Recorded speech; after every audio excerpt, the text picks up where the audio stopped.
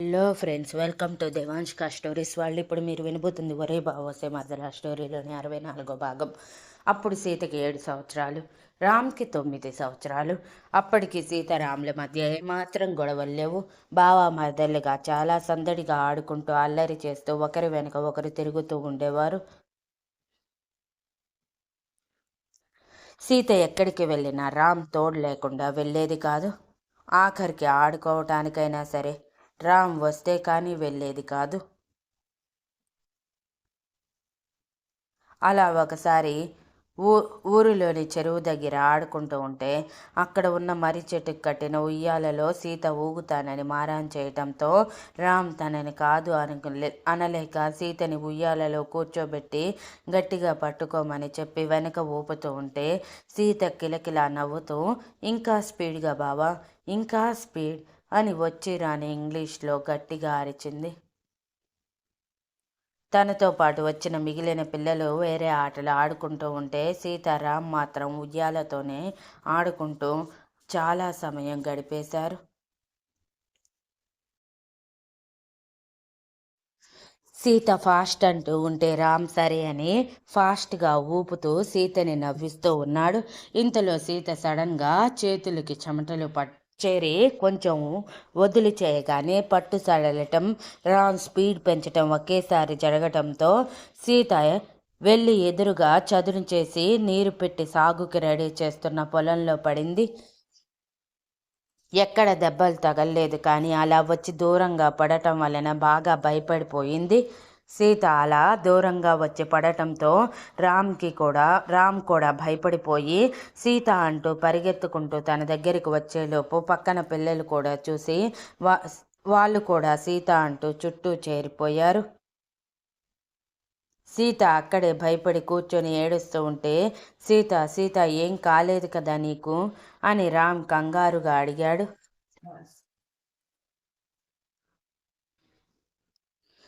సీత రామ్ని చూడగానే తన మెడ చుట్టూ చేతులు వేసి ఖర్చుకుపోయి బావా అని గట్టిగా ఏడుస్తూ ఉంటే ఏమైంది సీత అని తన శరీరం అంతా తడుముతూ ఎక్కడైనా దెబ్బలు తగిలాయేమో అని చూశాడు. దెబ్బలు లేవు, కానీ అంత దూరంగా వచ్చి పడటం వలన ఒక్క మోకాలికి చిన్నగా తోక్కుపోయి లైట్గా ఎర్రబడి ఉంది. అది తప్ప ఇంకేం దెబ్బలు లేవు, కానీ డ్రెస్ మొత్తం మట్టి మట్టిగా అయిపోయింది పొలంలో నీళ్లు పెట్టి ఉండటం వలన. రామ్ అప్పుడు ఊపిరి పీల్చుకొని సీత ఏం కాలేదు నీకు అని భయపడి ఏడుస్తున్న సీతని తన నడుము దగ్గర ఎత్తుకుని ఇంటికి వెళ్దాం పదా అని వాళ్ళ ఫ్రెండ్స్తో ఆడుకోమని చెప్పి సీతని ఇంటికి తీసుకువెళ్తూ ఉంటే సీత రామ్ మెడ చుట్టూ చేతులు వేసి చాలా భయం వేసింది బావా అని ముద్దు ముద్దుగా ఏడుస్తూ అంది. సరే ఇక ఏడవకు, దెబ్బలేమీ తగల్లేదు కదా, నేనున్నాను కదా అని సీతని ఇంటికి తీసుకువెళ్తే గేట్ దగ్గరే సీత ఏడుపు చూసిన పెద్దవాళ్ళందరూ కంగారు పడి ఏమైందిరా అని అడుగుతూ సీతని తీసుకోవటానికి చూశారు. కానీ సీత మాత్రం రామ్ని వదిలి రాలేదు. నేను రాంబాబు దగ్గరే ఉంటాను అని ఏడుస్తూ మారాం చేయటంతో రామ్ నేను తీసుకువెళ్తాను అని సీతని హాల్లోకి తీసుకువెళ్ళి సోఫాలో తను కూర్చొని సీతని తన ఒడిలో కూర్చోబెట్టుకొని ఏడవకు సీత, నువ్వు ఏడుస్తుంటే నాకు ఏడుపు వస్తుంది అని తనని ఓదారుస్తూ ఉన్నాడు. సీతకి ఎంతకి ఏడుపు ఆపకపోవటంతో సీతని రామ్ తన ఒడిలో పడుకోబెట్టుకొని జోకొడుతుంటే సీత ఏడుస్తూనే నిద్రపోయింది. ఆ సన్నివేశాన్ని చూసిన పెద్దవాళ్ళందరూ నవ్వుకుంటూ ముక్కును వేలేసుకున్నారు. వాళ్ళిద్దరి మధ్య అన్యోన్యత అర్థమై ఆ విషయం ఇద్దరికీ కళ్ళ ముందు కదలటంతో ఆ రోజు ఎంత బాగుండేవి బావా, నువ్వు నేను క్షణం దూరంగా ఉండేవాళ్ళం కాదు, కానీ పెరిగే కొద్దీ ఇద్దరిలో ఈగో పెరిగి నువ్వంటే నువ్వంటూ కొట్టుకుంటూ వచ్చాము. కానీ దూరంగా ఉన్న మన మనసులో ఉన్న రూపాలు కనుమరుగు కావని తెలుసుకోలేకపోయాము. చివరికి భగవంతుడు మన ఇద్దరికి పుట్టగానే ముడిపెట్టాడు కాబట్టే ఇద్దరం ఇలా కలిసి భార్యాభర్తలమయ్యాము అని అంది.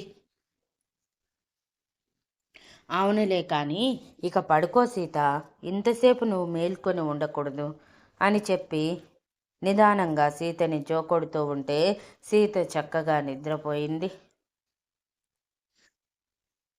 అలా 15 రోజులకి రామ్ సీతని తన కంటికి రెప్పలా చూసుకుంటూ టైం టు టైం ఫుడ్ పెడుతూ సీతని తన మునుపటి రూపంలోకి మార్చటానికి అన్ని ప్రయత్నాలు చేస్తూ ఉన్నాడు. సీత కూడా రామ్ తనతో మాట్లాడటానికి టైం పడుతుంది, తన కోపం తగ్గించాలంటే నా వంతు ప్రయత్నం నేను చెయ్యాలి అని రామ్ ఏం చెప్పినా నో అనకుండా, నో అని చెప్పకుండా ఏం పెడితే అది తింటుంది. ఒక్కొక్కసారి వాంతింగ్ ఫీలింగ్ వచ్చిన డాక్టర్ టాబ్లెట్ ప్రిస్క్రైబ్ చేయటంతో అవి వేసుకునేది. ఈ 15 రోజుల్లో చాలాసార్లు నిత్య, కృష్ణ, నందిత ముగ్గురు వచ్చి చూసి వెళ్ళిపోయేవారు. ఒకరోజు సాయంత్రం నిత్య కృష్ణ తల్లిదండ్రుల్ని కూడా తీసుకువచ్చి రామ్ సీతలకి పరిచయం చేసి సీతకి ఎలా ఉండాలి, ఏం ఫుడ్ తినాలి అని జాగ్రత్తలు కూడా చెప్పి వాళ్ళతో పాటు రమ్మని మరోసారి అడిగిన రామ్ అని చెప్పటంతో వాళ్ళని బలవంతం చేయలేక సైలెంట్ అయ్యారు వీళ్ళిద్దరూ. అలా 15 రోజుల తర్వాత సీతని మళ్ళీ డాక్టర్ దగ్గరికి తీసుకువెళ్ళాడు రామ్.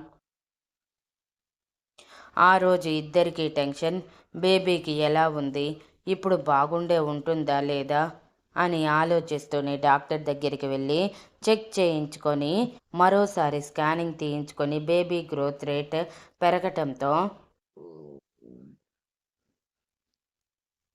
డాక్టర్ నవ్వుతూ ఇద్దరితో ఇట్స్ పాజిటివ్, బేబీ గ్రోత్ ఇప్పుడు బాగానే ఉంది, ఇలానే కొనసాగితే మీ బేబీకి ఎటువంటి ప్రమాదం ఉండదు, బట్ మీ వైఫ్ మాత్రం ఫుల్ రెస్ట్ మూడ్లోనే ఉండాలి. తను చేసిన నిర్లక్ష్యానికి తనలో కాంప్లికేషన్స్ మాత్రం వచ్చాయి.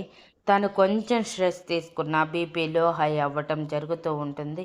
టెన్షన్ పడద్దు ప్రతిదానికి అని జాగ్రత్తలన్నీ చెప్పారు. తన బేబీకి ఏమీ కాదని తెలియటంతో ఇద్దరి మొహాల్లోనూ ఆనందం వెల్లివిరిసింది.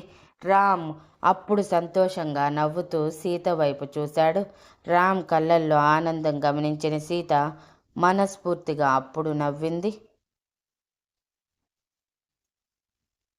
డాక్టర్ విటమిన్ టాబ్లెట్స్ ఇచ్చి ముందు బేబీ గ్రోత్ కోసం ఇచ్చిన టాబ్లెట్స్ మార్చేసి డైట్ చార్ట్ కూడా ఇచ్చి నేను ఇచ్చిన డైట్ చార్ట్ ఫాలో అవ్వండి అని చెప్పి కంగ్రాచులేట్ చేశాక రామ్ సీత ఒకేసారి సంతోషంగా thank you so much doctor, మళ్ళీ ఎప్పుడు చెకప్కి రావాలి అని అడిగారు. ఆఫ్టర్ 1 మంత్ రండి, నెక్స్ట్ మంత్ కాకుండా ఆ నెక్స్ట్ మంత్ అంటే 5th మంత్ లాస్ట్లో మరో స్కానింగ్ ఉంటుంది. అప్పటి వరకు నార్మల్ చెకప్స్ ఉంటాయి, బట్ మంత్లీ చెకప్ కంపల్సరీ అని చెప్పటంతో తప్పకుండా అని డాక్టర్ చెప్పి రామ్ సీత సంతోషంగా బయటికి వెళ్ళారు. టాబ్లెట్స్ మాత్రమే ఈసారి రాయటంతో ఆ టాబ్లెట్స్ మాత్రమే తీసుకొని ఇద్దరూ బయలుదేరి దారిలోనే నిత్య, కృష్ణ వాళ్ళకి, నందితకి సీత గుడ్ న్యూస్ చేరవేస్తే వాళ్ళందరూ సంతోషంగా కంగ్రాచులేట్ చేశారు. వాళ్ళతో మాట్లాడటం అయిపోయాక సీత రామ్ చేతిని చుట్టుకొని భుజం మీద తలవాల్చి ఇప్పటికైనా నాతో మునిపటిలా మాట్లాడుతావా బావా అని అడిగింది సీత. మాట్లాడుతూనే ఉన్నా కదా సీత అని చిరునవ్వుతో చెప్పాడు రామ్. ఇలా కాదు బావా, మునిపటిలా. నీ పెదవులు నవ్వినప్పుడు బుగ్గన పడిన చొట్టతో పాటు కళ్ళల్లో మెరుపులు కూడా కనిపించేవి, అలా నవ్వాలి అని అంది.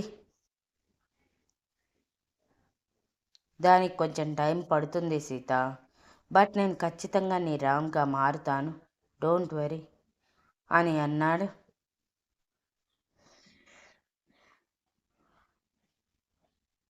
సీత కొంచెం డల్ అయినా వెంటనే నార్మల్ అయిపోయి మరి మనం తల్లిదండ్రులం అవుతున్నామని ఇంటికి ఫోన్ చేసి చెప్దామా అని సంతోషంగా అంది. చెప్పాలి కదా, అమ్మ వాళ్ళు వస్తేనే కదా నేను ఆఫీస్కి వెళ్ళగలిగేది అని అన్నాడు రామ్. ఖచ్చితంగా ఆఫీస్కి వెళ్ళాల్సిందేనా బావా? నాతో పాటు ఇంట్లో ఉండలేవా అని రామ్తో రోజంతా దూరంగా ఉండాలని ఆలోచిస్తూ తట్టుకోలేని మనసుతో అడిగింది సీత.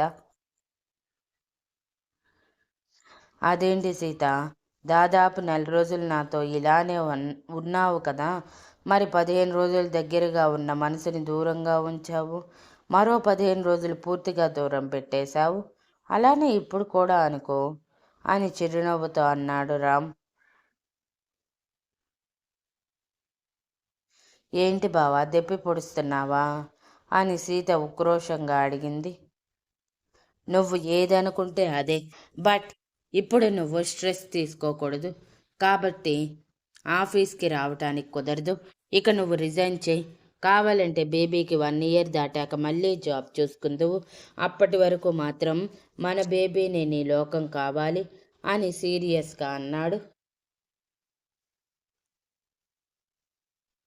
బేబీ పుట్టాక నాకు జాబ్ చేసే ఆలోచన కూడా రాదు బావా. నేను ఎప్పుడో ఫిక్స్ అయ్యాను. మన బేబీ రాగానే నేను నీకు మన బేబీకి మాత్రమే నా టైం మొత్తం ఇచ్చేస్తానని. సో ఆ విషయం కాదు, నువ్వు నాతో పాటు ఉంటావా లేదా? కావాలంటే అన్నయ్యని నేను అడుగుతాను 1 ఇయర్ వర్క్ ఫ్రమ్ హోమ్ ఇవ్వమని అని బెంగగా అడిగింది. వద్దు సీత, నాకు అలా ఇష్టం లేదు. నేను ఆఫీస్కి వెళ్తాను. అయినా ఎంతసేపు చెప్పు, ఒక 8 hours అంతే కదా, తర్వాత మళ్ళీ నీ దగ్గరికే కదా వచ్చేది అని లాలనగా అంటూనే సూపర్ మార్కెట్ కనిపించటంతో, నువ్వు ఇక్కడే ఉండు, నేను ఫ్రూట్స్ వెజిటేబుల్స్ అన్నీ తీసుకువస్తాను అని దాదాపు 4,000 వరకు సీతకు సంబంధించిన ఐటమ్స్ మాత్రమే ఒక 4 రోజులకి సరిపడా తీసుకొని, ఇంట్లోకి కావలసిన సరుకులు మరొక 4,000కి తీసుకొని, ట్రాలీ కవర్స్ ఒక 4 తీసుకొని వచ్చి బ్యాక్ సీట్లో పడేసి మళ్ళీ కార్ స్టార్ట్ చేశాడు. సీత అయోమయంగా, ఏంటి బావా ఇవన్నీ మనకేనా అని అడిగింది. హా, నీ ప్రోటీన్ ఫుడ్ మొత్తం తీసుకున్నాను. మళ్ళీ మళ్ళీ రాను కుదురుతుందో లేదో, పైగా అమ్మ వాళ్ళు వస్తున్నారు కదా, సో ఇంట్లో సరుకులు కూడా తీసుకున్నాను. రేపే అమ్మ వాళ్ళని రమ్మని చెప్తాను అని మరొక 15 గంటకి ఫ్లాట్ రావటంతో సీతని నిదానంగా నడిపించుకుంటూ ఫ్లాట్కి తీసుకువెళ్ళి తనని కూర్చోబెట్టి వెంటనే జ్యూస్ తీసుకువచ్చి ఇచ్చి తాగమన్నాక సీత తాగుతూ ఉంటే రామ్ ఇంటికి ఫోన్ చేసి సంతోషంగా సీత ప్రెగ్నెంట్ అని, వాళ్ళిద్దరూ తల్లిదండ్రులం అవుతున్నామన్న విషయం చెప్పి రేపు అర్జెంటుగా అందరూ హైదరాబాద్ వచ్చేయండి అని చెప్పేశాడు. Thank you for listening and please like, share, comment and subscribe.